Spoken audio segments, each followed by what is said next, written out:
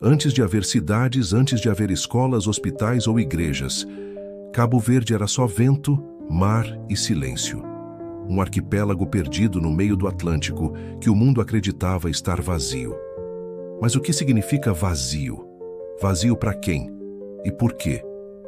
Hoje, quando olhamos para a história de Cabo Verde, percebemos que não se trata apenas de saber quem chegou primeiro, mas quem escreveu essa chegada, com que intenção e o que foi silenciado nesse processo. Porque o povoamento da primeira ilha de Cabo Verde não foi um simples capítulo de um livro antigo. Foi o início de uma experiência colonial brutal, baseada na escravatura, na exclusão e na tentativa de apagar identidades. Neste vídeo do canal Fronteiras, vamos regressar ao século XV, ao momento em que o Império Português pisou pela primeira vez no arquipélago. Mas vamos além da história que nos contaram na escola. Vamos entender por que escolheram Santiago como primeira base, quem foram os primeiros habitantes reais da ilha, como se organizou o tráfico de escravizados e qual foi o preço humano da criação do que hoje chamamos de Cabo Verde. Se você acha que já sabe essa história, prepare-se para ver com outros olhos. E se nunca ouviu falar disso, o momento é agora. Entender o nosso passado é o primeiro passo para recuperar o nosso poder. Este é o canal Fronteiras, onde a história é contada com verdade, coragem e respeito às nossas raízes africanas. O livro do canal está na descrição, e no fim do vídeo quero ouvir o que você pensa. Porque história não é só memória, é resistência.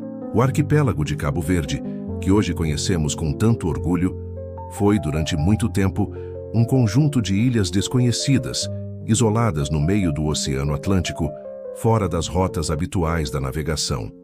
Mas tudo mudou no século XV, quando os portugueses, em plena expansão marítima, chegaram àquelas terras. A partir daí, começaria uma história marcada por interesses, conquistas, escravatura e resistência. E tudo começou pela Ilha de Santiago. A Ilha de Santiago foi a primeira a ser descoberta e povoada pelos portugueses. Oficialmente, segundo os documentos históricos portugueses, a descoberta aconteceu por volta de 1460, mas devemos sempre ter cuidado com a palavra descoberta, porque não se pode descobrir aquilo que já existia. As ilhas estavam ali, com sua própria geografia, clima, fauna e flora. O que aconteceu foi que os europeus chegaram ali pela primeira vez. E isso já nos diz muito sobre o tipo de narrativa que dominou os livros de história. O navegador português Diogo Gomes é frequentemente citado como o primeiro europeu a pisar na ilha de Santiago. Junto com ele, o navegador genovês Antônio da Noli também é lembrado como o co-descobridor das ilhas. É importante destacar que Diogo Gomes, em seus relatos, fala sobre a presença de pegadas humanas nas praias da ilha, o que levanta a possibilidade de que povos africanos já tivessem ali estado antes da chegada oficial portuguesa. Mas esse detalhe é geralmente silenciado nos livros. Depois da chegada dos portugueses, começou o processo de ocupação e povoamento da ilha. O primeiro local escolhido foi a atual cidade de Ribeira Grande, que hoje conhecemos como Cidade Velha. Esse lugar foi estrategicamente escolhido por estar perto do mar, facilitar o desembarque de navios e oferecer boas condições para a instalação de uma vila colonial. Mas quem foram os primeiros habitantes de verdade? Não foram os portugueses sozinhos. Junto com os colonizadores vieram africanos escravizados, principalmente da região do Senegal, da Guiné e de outras partes da costa oeste africana. Esses homens, mulheres e crianças foram trazidos à força para trabalhar, construir, plantar, servir, sem direito à liberdade ou dignidade. Portanto, desde o início, o povoamento de Santiago foi uma mistura forçada de dominação europeia e escravidão africana. É aqui que precisamos parar e refletir. Porque essa ideia de que os portugueses trouxeram civilização é completamente falsa. Eles não trouxeram escolas, nem hospitais, nem direitos. Trouxeram correntes, castigos, exploração. E, ao mesmo tempo, trouxeram também a resistência. Porque os africanos não vieram apenas como vítimas. Muitos resistiram, fugiram para o interior da ilha, organizaram quilombos e formaram os primeiros núcleos de resistência cultural e física no arquipélago. Na prática, isso significa que a identidade cabo-verdiana já começa marcada por uma mistura muito complexa. Não foi um encontro pacífico entre culturas, foi um processo violento de imposição, onde os africanos foram forçados a se adaptar, mas também reinventaram suas formas de viver e resistir. A cultura crioula nasceu nesse caldeirão, entre a dor da escravidão e a força da sobrevivência. No século XV e XVI, Santiago se tornou um dos maiores entrepostos de tráfico de escravizados no Atlântico. Os navios saíam da Europa, paravam em Santiago, pegavam água, mantimentos e mais pessoas escravizadas e seguiam para as Américas. A cidade velha se encheu de fortificações, igrejas, casas de comerciantes, mas tudo isso foi construído com o suor e o sangue de pessoas que nunca escolheram estar ali. Enquanto isso, no interior da ilha, surgiram zonas onde escravizados fugitivos formavam comunidades livres. Esses espaços são fundamentais na nossa história, porque mostram que nem todo mundo aceitou calado a opressão.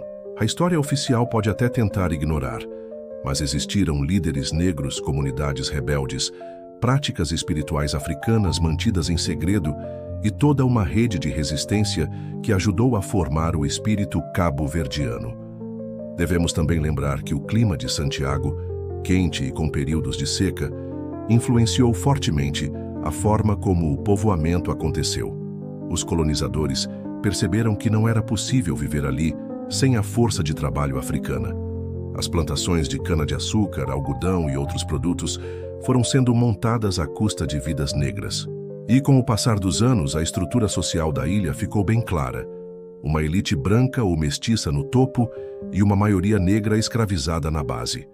Com o tempo, muitos desses escravizados ganharam certa liberdade, mas não igualdade. Surgiram os chamados forros, que eram ex-escravizados libertos. Mas mesmo esses, muitas vezes, viviam em condições difíceis, sem acesso a terras, educação ou poder político. Ainda assim, esses grupos começaram a formar as bases da sociedade crioula que conhecemos hoje. Famílias, tradições, músicas, línguas e crenças foram sendo passadas de geração em geração, muitas vezes às escondidas, longe dos olhos dos colonizadores. Outro ponto importante é que desde o início do povoamento, Santiago foi sendo dividida em zonas. Algumas áreas eram mais próximas do poder colonial, outras ficavam no interior, mais afastadas, onde as autoridades tinham menos controle. Isso criou uma dinâmica de desigualdade territorial que, de certa forma, ainda vemos hoje. Algumas zonas tinham acesso a bens e serviços, outras eram abandonadas. A religião católica também foi usada como ferramenta de controle. Os missionários portugueses tinham como objetivo converter os africanos ao cristianismo, muitas vezes à força. Igrejas foram construídas, batismos realizados em massa, nomes africanos apagados e substituídos por nomes cristãos.